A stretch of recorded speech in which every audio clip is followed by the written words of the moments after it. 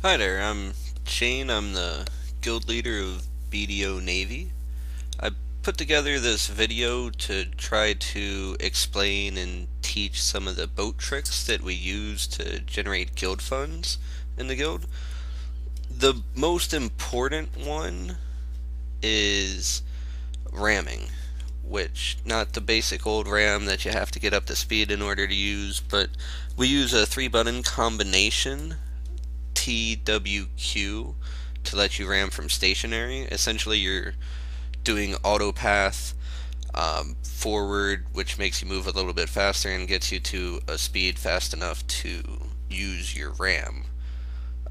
Another really useful trick is quick stop, which being able to stop quick lets you confuse opponents or do some other tricks that we have. In order to stop quickly at any point when you're not in a increased rate of speed, like from your ram or your power excel, you can press TSR, which will immediately stop your boat and get you off your steering wheel. And in a situation like right now, you can see I did a power excel, and then as soon as I got out of the increased speed, I pressed TSR, and at that point I could pull out a fishing rod, I could cast if I wanted to, I could jump over to another boat. I could also do a 180 flip from this, and the way you do that is as you're getting back on the steering wheel, you have to have your cursor out and you click as you're mounting.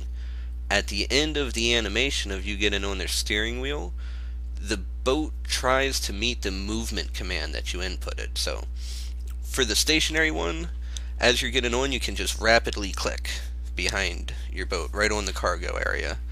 There is another version of the 180 flip. It's a little bit more complicated, but you can also do a 90-degree flip or a 90-degree turn as you're mounting the steering wheel. If you click on the part to the left or the right of your mast, which you have to adjust your camera in order to do it, as opposed to doing a full 180 flip, you'll turn to the direction. Essentially what you're doing is you're trying to meet that movement command after the animation based on the center of your boat. In order to do a 180 flip after a ram, you do your ram, you press control to pull your cursor out, and you click just once on the cargo area of your boat. And you have to leave your cursor out, and you have to make sure not to put in any more movement commands. And at the end of the ram, it'll end up doing the flip. So you have to pull your cursor out, click once, leave the cursor out, don't press W or anything, and then at the end it'll do a flip. You do have to have use mouse movements on in your settings in order to do that. Do any of these tricks where you pull out the cursor. You don't have to have that setting on for camera lock turning, which what camera lock turning is you start off with the cursor directly in front of your boat like you see it here, and then if you notice my whole screen is turning instead of the cursor moving, the hitbox in front of me. And the way I'm doing that is I decrease the DPI setting on my mouse,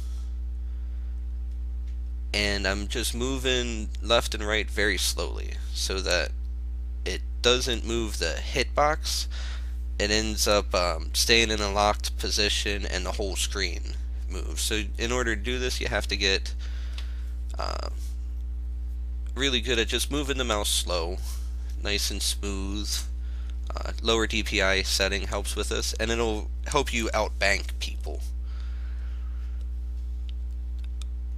All of this stuff comes into a collaboration. All the efforts get used for killing sea monsters, really. Once in a while we do boat battles, but the main thing is killing the sea monsters and bringing in the guild funds.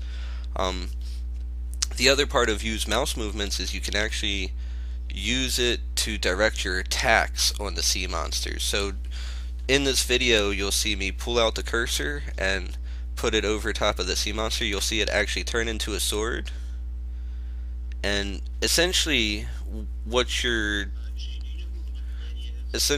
doing is you're inputting a command for your character to go and attack that monster.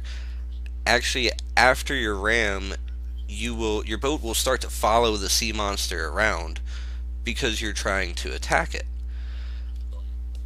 The cool thing about this is it actually moves your hitbox. Before you see any kind of adjustments, physical adjustments, or your boat change in directions or anything like that, it'll actually start to damage a sea monster if you click on it, usually multiple times.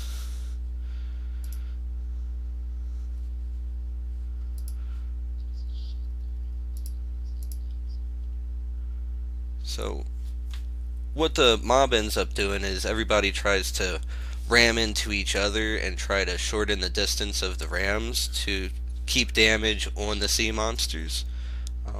It's most noticeable when you're fighting large ships, and that's because you can actually trick the AI of the large ships to stop in the middle of your group. So when a lot of people start to ram it, everybody will mainly just focus on ramming each other as opposed to following a large ship around. Each large ship, or Nine Shark, or Black Rust, or Candidum, all of them bring in over 10 million guild funds each kill, and every sea monster has a chance for 100 mil drop. So killing everything quickly and efficiently can be extremely helpful, and we can really pull in a lot of funds.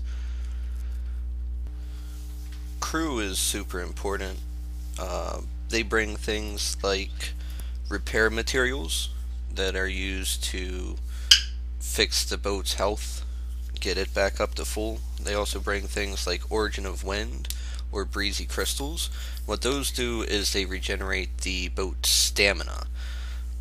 Both of these things are extremely important for keeping the boats out there in the water and killing things, as opposed to having to go back to land to repair.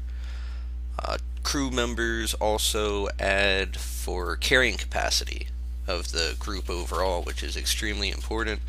Now that we're getting used to running crews enough to keep the boats going, the only reason we end up having to go back usually is carrying capacity, which is why we pull galleys out and we'll park them and go drop off at the galleys.